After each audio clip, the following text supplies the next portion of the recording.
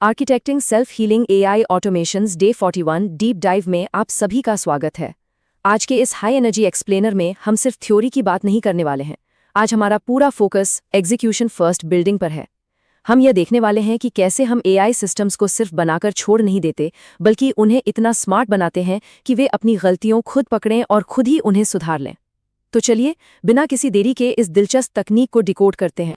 99%। जरा सोचिए, ये एक बहुत बड़ा और सच कहूं तो काफी चौंकाने वाला आंकड़ा है। ये वो मैसिव फेलियर रेट है जो ज्यादातर एआई सिस्टम्स को उनके लॉन्च के पहले हफ्ते में हिट करता है। आप सोच रहे होंगे कि ऐसा क्यों?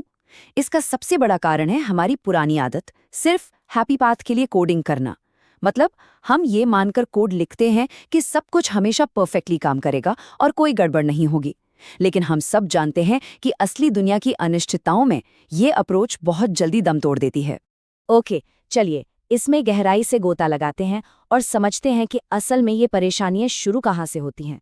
मान लीजिए हमने एक शानदार एआई एजेंट बनाया है जिसका काम रोज सुबह क्लाइंट्स को ऑटोमेटिकली ईमेल भेजना है। 2 दिन सब बढ़िया चलता है, लेकिन तीसरे दिन रियल वर्ल्ड अपना खेल दिखा देता है। हो सकता है क्लाइंट का सर्वर अचानक डाउन हो जाए या फिर किसी एपीआई का रिस्पॉन्स फॉर्मेट ही रातों रात बदल जाए। नतीजा, हमारा कमजोर कोड टूट जाता है, एआई एजेंट क्रैश हो जाता है और पूरा का पूरा बिजनेस ऑपरेशन वहीं का वहीं ठप पड़ जाता है। और यहीं पर हमें एक बहुत बड़े पैराडाइम शिफ्ट को अपनाने की जरूरत है। ट्रेडिशनल सॉफ्टवेयर इंजीनियरिंग में क्या होता था? जब भी कोई एरर आता तो हम एक ट्राई एक्सेप्ट ब्लॉक लगा देते थे। एक्सेप्शन कैच होता था और कोड वहीं काम करना बंद कर देता था। Game over. लेकिन अब हम एजेंटिक एआई की दुनिया में हैं। अब समय है एक इमॉर्टल एआई आर्किटेक्चर बनाने का, जो स्टैटिक एरर हैंडलिंग को पीछे छोड़ देता है। इसकी जगह हम डायनामिक रीट्राइज और रिफ्लेक्शन लूप्स का इस्तेमाल करते हैं, जिससे सिस्टम लगातार खुद को रिकवर कर सकता है, बिल्कुल किसी अमर योद्धा की तरह। तो ये रिफ्लेक्शन लूप्स आखिर हैं क्या भला? सुनने में यह बिल्कुल किसी बायोलॉजिकल प्रोसेस जैसा लगता है ना, जैसे हमारे शरीर का इम्यून सिस्टम काम करता है।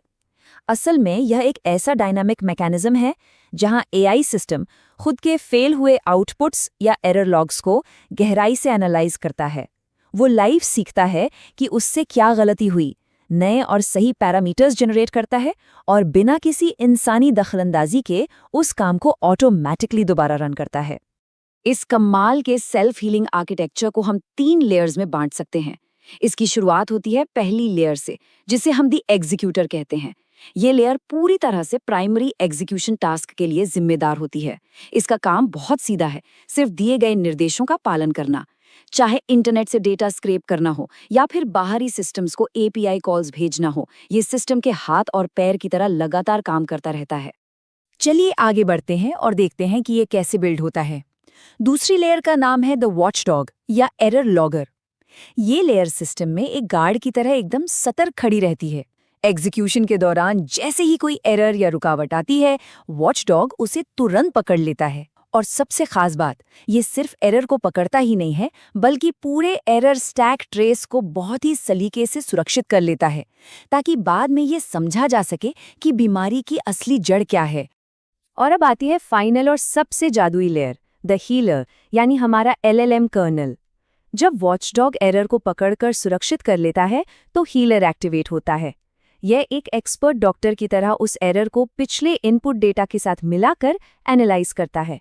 यह समझता है कि पुरानी कमांड में आखिर क्या गड़बड़ थी, फिर तुरंत नए सही पैरामीटर्स जनरेट करता है और एग्जीक्यूटर को वो टास्क दोबारा रन करने का ट्रिगर दे देता है। अब इस स्लाइड के बारे में जो सबसे दिलचस्प बात है वो ये है कि इसका लॉजिक कितने स्मूथ तरीके से फ्लो करता है। इसे ध्यान से देखिए। ट्राई ब्लॉक में कोई टास्क फेल हुआ, एक्सेप्शन कैच हुआ, लेकिन कोड रुका नहीं। इसके बजाय इसने तुरंत एक AI_हीलर एजेंट को जगा दिया। इस एजेंट ने एरर को पढ़ा, इनपुट को ठीक किया और टास्क को डायनामिक तरीके से दोबारा रन करवा दिया। ये कंटिन्यूअस अनब्रेकेबल लूप बन जाता है।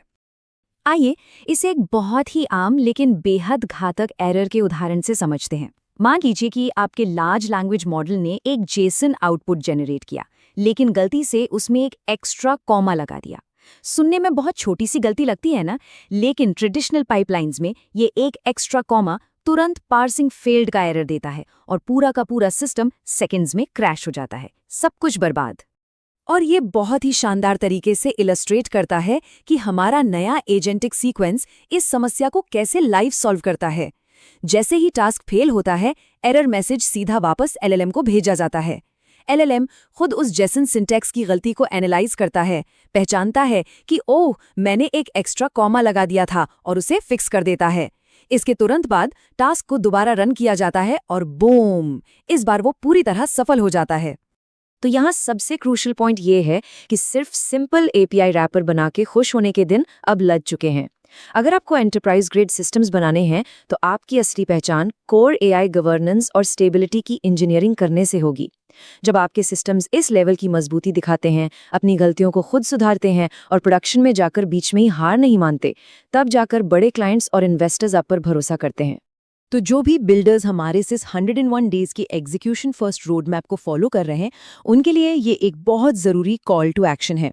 हमें सिर्फ कंटेंट को कंज्यूम करके नहीं बैठना है, आपको एक सच्चा आर्किटेक्ट बनना है। जाइए, लाइव गिटहब कोड को फोक कीजिए, अपनी खुद की सेल्फ हीलिंग स्क्रिप्ट बनाइए, उसे टेस्ट कीजिए और फिर उसे #विराट AI यूनिवर्सिटी के साथ पब्लिक में शेयर कीजिए। बिल्ड इन पब्लिक से ही असली लर्निंग होती है। आज के इस एक्सप्लेनर को खत्म करते हुए मैं आपको एक बहुत ही प्रोवोकेटिव सवाल के साथ छोड़ना चाहता हूँ। क्या एआई खुद अपना इवैल्यूएटर बन सकता है? आज हमने एआई को खुद की गलतियां पहचानते और उन्हें सुधारते हुए लाइव देखा। ये डे 42 के हमारे सेल्फ करेक्शन करिकुलम के लिए एक ज़बरदस्त टीज़र है, जहां हम एआई ऑटोनॉमी की सीमाओं को एक नए लेवल पर ले जाएंगे। तो इस बारे में सोचिएगा ज़रूर, सीखते रहिए और शानदार